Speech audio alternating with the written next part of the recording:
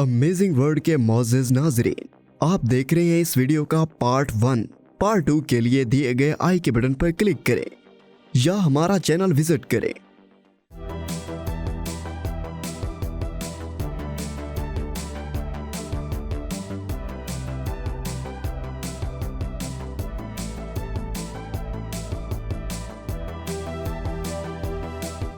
तमीराती मंसूबे बाकायदगी से तनाज़ात का बाइस बनते हैं, लेकिन जिनको हम देख रहे हैं वो मुमकिन तौर पर जंगों को मुतहर्रिक कर सकते हैं, जिसके नतीजे में लोग कैद हुए हैं और मुबैना तौर पर हज़ारों लोगों की मौत के ज़िम्मेदार हैं। ये दुनिया के सबसे मुतनाज़ा प्रोजेक्ट्स हैं जो आज की इस वीडियो में हम डिस्कस करेंगे।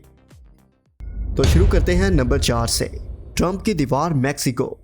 हमारे पहले प्रोजेक्ट में कोई ऐसा शख्स शामिल है जो तनाज़ात में कोई अजनबी नहीं है और 21वीं सदी की सबसे तफरका अंगेज शख्सियत है। हम मैक्सिको की सरहदों पर दीवार बनाने जा रहे हैं और मैक्सिको इसकी कीमत अदा करेगा। ये 2016 के सदारती उम्मीदवार डोनाल्ड ट्रंप की तरफ से एक तजवीज़ करदा जुरातमंदाना चाल थी। वो एक डील बनाने वाला था जो मुमकिन तौर पर सबसे ज़्यादा इश्तियाल अंगेज डील पर हमला करने की कोशिश कर रहा था। पूरे मुल्क के गिर्द दीवार बनाना पागल लग रहा था, लेकिन ट्रंप ने महज इसका मुआवजा चीन की अजीम दीवार से किया, the great wall of China. जैसे कि ख़वातीन और हज़रात आप जानते हैं, चीन में दीवार 21,000 किलोमीटर है, जबकि मैक्सिको की दीवार कुदरती रुकावटों की वजह से तकरीबन 1600 किलोमीटर की ज़रूरत थी। मुकम्मल लंबाई तकरीबन 3200 किलोमीटर है। लेकिन यह सारा तनाज़ा यहाँ तक कैसे शुरू हुआ? डोनाल्ड ट्रंप ने बराक ओबामा पर अमेरिका में पैदा होने का इल्ज़ाम लगाकर काफ़ी मकबूलियत हासिल की थी।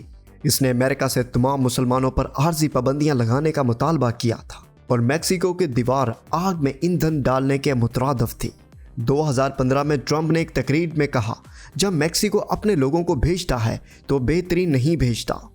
बहुत से लोगों के लिए ट्रंप की इंतखाबी मुहिम खालिस्तान नस्ल पर मबनी थी और मैक्सिको की दीवार तारकीन वतन के तीन की इसके रवैये की एक अलामत बन गई। नंबर 3 पर बात करते हैं अगली पनामा कैनाल की तामीर का तुर्की का पागल मंसूबा।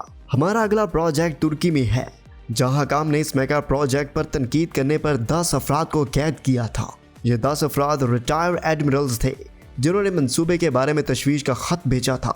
ताहम तुर्क हुकूमत ने इसे धोखाधही के तौर पर देखा और इन पर आईनी हुकूमत से छुटकारा पाने के लिए ताकत और तशद्दुद का इस्तेमाल करने का इल्ज़ाम लगाया। सदर तैयब उर्दगान तनकीद को हल्के से नहीं लेते, खास तौर पर जब से 2016 में एक फौजी बगावत के जरिए इनकी हुकूमत का तख्ता उल्ट दिया गया था।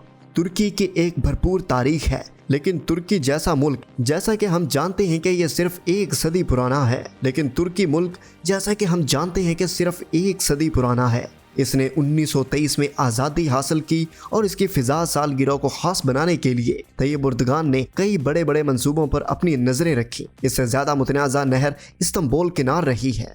इस्तांबुल पहले ही आबनाए बासफोरस है, एक कुदरती आबी गुजरगाह जो बहरा सूद को यूरोपीय और एशिया पानियों से मिलाती है। मगरबी रूस बहरा सूद के दीगर ममालिक को बाकी दुनिया में अपने जहाज रानी के सफर पर इस आबनाए से गुजरना चाहिए। तकरीबन 43,000 जहाज सालाना गुजरते हैं, जो कि पनामा और सुएज कैनाल से ज्यादा हैं। अपनी अहमियत के बावजूद तुर्की इससे बराह रास्त कोई पैसा नहीं कमाता।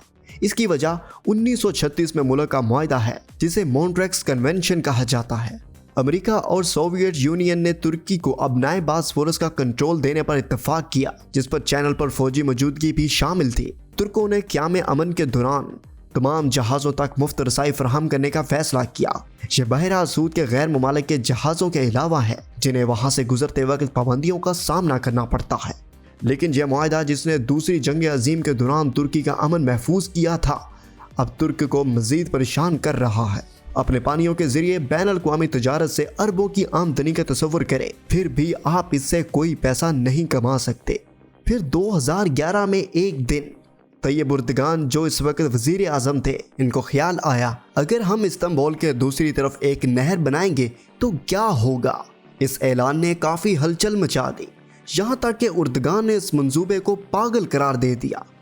10 साल बाद उर्दगान अब सदर हैं और उन्होंने अब अपने खुद साख्ता पागल प्रोजेक्ट की तामीर शुरू कर दी। नहर 45 किलोमीटर लंबी होगी, जो सुएज कैनाल 193 किलोमीटर है।